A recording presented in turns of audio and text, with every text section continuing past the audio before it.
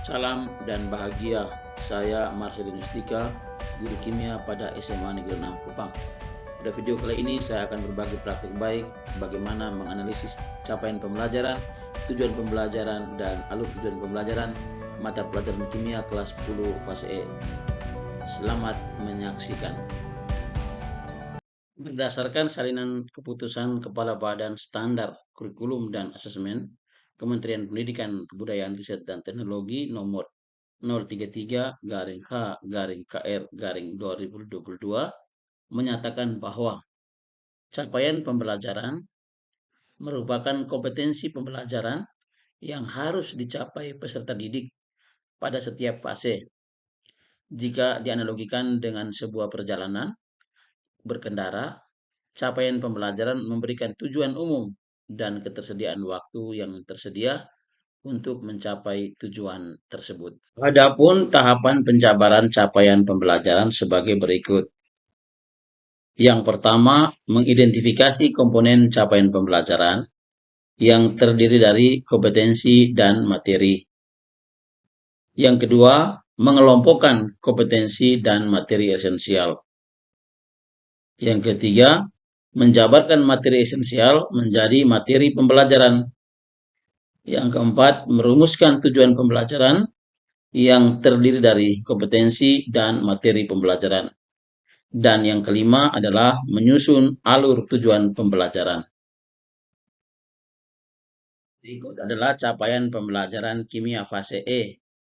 Ada dua jenis capaian pembelajaran, yaitu capaian akhir fase E dan capaian elemen. Dari capaian akhir fase E ini, kita menemukan kata-kata yang merupakan kompetensi dan kata-kata yang merupakan materi. Kata-kata yang merupakan kompetensi diberi warna kuning, dan kata-kata yang merupakan materi diberi warna hijau. Sedangkan dari capaian elemen mata pelajaran kimia, kita juga memperoleh kata-kata yang merupakan kompetensi dan kata-kata yang merupakan materi. Sama halnya dengan capaian akhir tadi, kata-kata yang merupakan kompetensi diberi warna kuning dan kata-kata yang merupakan materi diberi warna hijau. Dari hasil analisis capaian pembelajaran akhir fase E dan capaian pembelajaran elemen sebelumnya, diperoleh 11 kompetensi kunci dan 15 materi esensial. Ternyata ada materi yang sama antara yang ada pada capaian akhir fase E dan capaian elemen, sehingga dapat digabungkan. Dengan demikian, diperoleh 12 materi pembelajaran kimia untuk kelas 10 pada fase E. Langkah selanjutnya adalah menentukan tujuan pembelajaran, yaitu dengan menggabungkan kompetensi dan materi pembelajaran yang sudah kita analisis sebelumnya. Ada 3 alternatif dalam menentukan tujuan pembelajaran.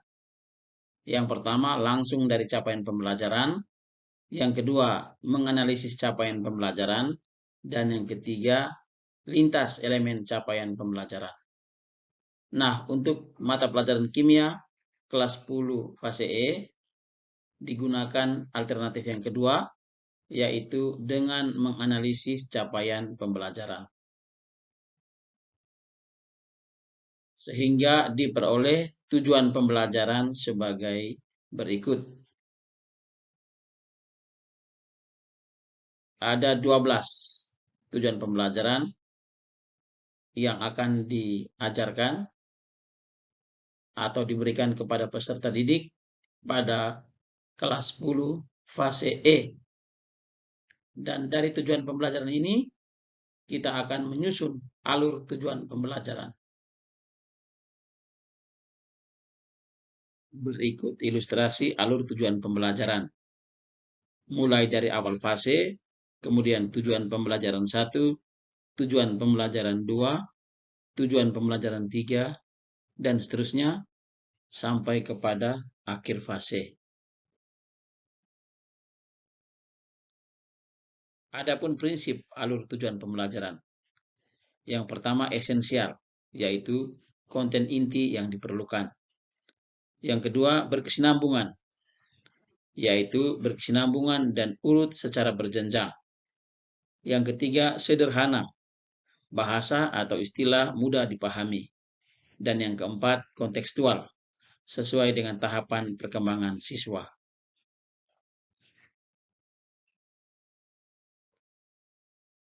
Dalam mengurutkan tujuan pembelajaran, ada 4 hal yang perlu diperhatikan. Yang pertama, konkret ke abstrak, yaitu konten yang konkret dan berwujud ke konten yang abstrak dan simbolis. Yang kedua, deduktif, dari konten yang bersifat umum ke konten yang bersifat khusus. Yang ketiga, mudah ke sulit, dari konten yang paling mudah ke konten yang paling sulit. Dan yang keempat, hierarki, mengajarkan konten prasyarat terlebih dahulu sebelum materi pembelajaran.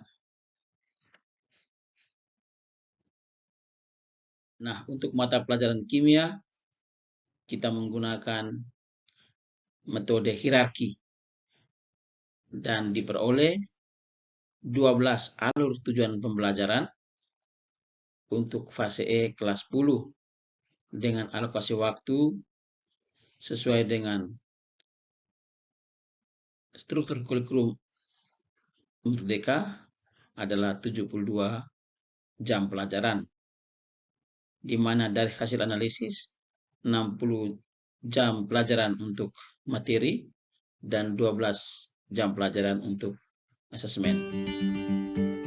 Akhir video kali ini ada sebuah kata bijak yang mengatakan, jangan membenarkan sesuatu yang menjadi kebiasaan, tapi mulailah membiasakan sesuatu yang benar.